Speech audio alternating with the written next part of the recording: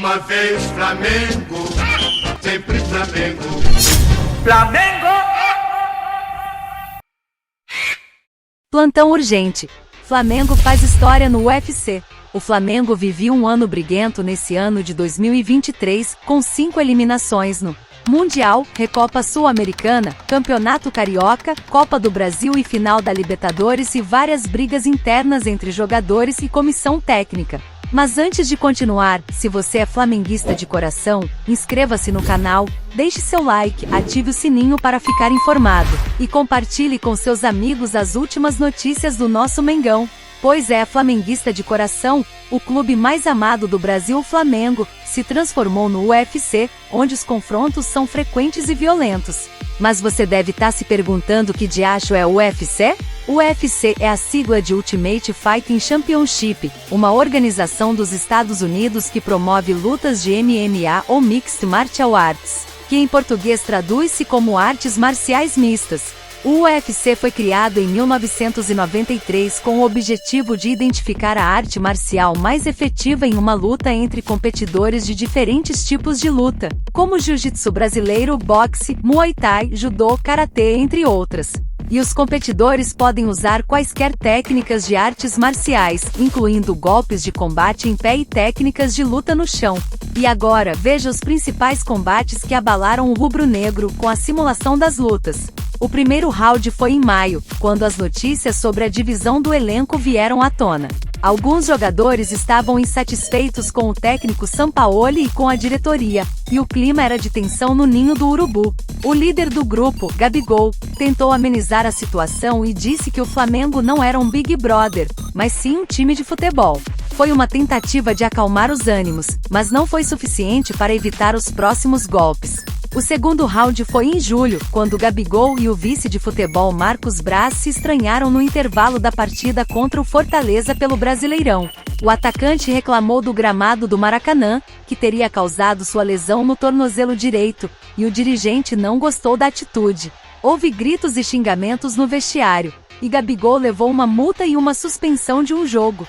Foi um soco no estômago do artilheiro, que ficou fora de combate por um tempo. O terceiro round foi no final de julho, quando Pedro foi agredido pelo então preparador físico Pablo Fernandes no vestiário após a vitória contra o Atlético Mineiro. O atacante se recusou a fazer o aquecimento durante a partida, e o profissional perdeu a cabeça. Deu 3 tapas e um soco em Pedro, que ficou com marcas no rosto. Foi um nocaute brutal, que acabou com a demissão de Pablo Fernandes e com a ida de Pedro à delegacia. O caso também gerou um mal-estar entre Pedro e Sampaoli, que demoraram a se entender. O quarto round foi recentemente nesse mês de agosto, quando Gerson e Varela se envolveram em uma briga durante o treino que antecedia a semifinal da Copa do Brasil contra o Grêmio. Os jogadores se desentenderam após um lance durante a atividade, e Gerson acertou um soco no nariz de Varela, que fraturou o osso. Foi um golpe duro, que deixou Varela sangrando e Gerson com a mão machucada. A direção do clube teve que intervir para apaziguar a situação. Será mesmo? Veja o que diz o campeão do Mundial do ano de 1981 Andrade. Abre aspas, a briga entre Gerson e Varela no Flamengo tinha que acontecer para expor grupo. Eu acho que essas desavenças que teve do Gerson com Varela, eu acho que tinha que acontecer isso para que possa resolver essa situação que existe dentro do Flamengo. Todo mundo fica especulando isso, aquilo. Hoje nós sabemos o que acontece.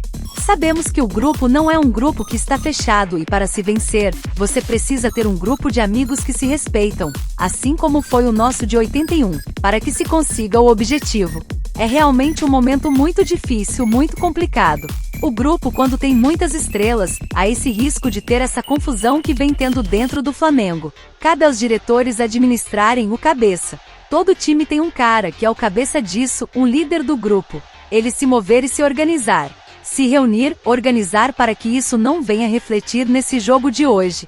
É um jogo importante. Tenho certeza que vai conseguir o resultado. Atualmente Gerson e Varela trocaram mensagens em público e reforçam o discurso de que a briga foi superada. Disse Gerson, abre aspas, amigo e companheiro de trabalho, Varela, como conversamos e nos entendemos ontem pela manhã, os erros fazem parte de nós humanos. Certeza que sairemos ainda maiores e melhores de tudo isso. Estendo o nosso abraço de ontem por aqui. Que a sua recuperação da lesão no joelho seja breve e que esteja conosco o quanto antes. Seguimos em busca do bem coletivo. Pelo Flamengo, escreveu Gerson. Logo em seguida, o uruguaio Varela disse: sempre tivemos uma boa amizade, e chamo o episódio da última terça-feira de erro. Agora é com você, Urubu. Larga o doce, Urubu. É flamenguista de coração, o campeão mundial com o Flamengo em 81, ex-jogador e ex-treinador do rubro-negro relata que as brigas no elenco do mais querido expõem a atual situação de um grupo desunido, briguento e muito jogador com salto alto. E falando desses rounds do UFC do Flamengo, tanto nos vestiários e no centro de treinamento do Urubu, isso é molecagem. Nem as crianças do time de base do Flamengo têm esse comportamento de criança. Dentro do time, todo dia tem um jogador no time de base que respeita os pais, os colegas, os amigos, treinadores no centro de base do Flamengo. Agora uns caras desses, que se diz adulto, experiente, tem um comportamento infantil desse. Que atitude é essa? Um ano marcado por muita violência e poucos resultados dentro de campo, um ano para ser esquecido pelos torcedores rubro-negros, que esperam que o clube volte a ser um exemplo de harmonia e conquistas. Vocês estão desrespeitando o manto do Mengão. Toma vergonha nessa cara. Procura um psicólogo, padre, pastor, um exorcista para tirar esse encosto do corpo. Isso me lembra, até um fato curioso.